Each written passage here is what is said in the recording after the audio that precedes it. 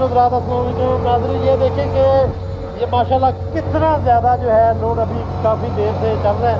तो माशाल्लाह इधर रेहान साहब हैं, इनसे भी बात करते हैं। क्या है तो कैसा लग रहा है आज दिन मोटर का तजर्बा? माशाल्लाह अच्छी चल रही है। अच्छा, जो 3000 हाथ पावर की अभी ये 2-3 एम्पेयर ले रही है। अच्छा, तो ये बहुत तो मज़ा आ रहा है। आपने दबा के काम किया है माशाल्लाह, ये काफ़ी लोड भी आपने निकाल दिया सारा।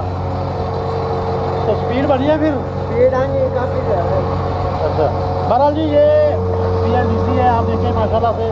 और सारा लोड भी आप देखें कितने कम लोड के ऊपर ये सारा कुछ ऑपरेट हो रहा है। और यहाँ आप देखें बिल्कुल सिंगल फेज के ऊपर ये देखें लोड लगा हुआ है। और बिल्कुल ये देखें वायर है, ये भी ठंडी है।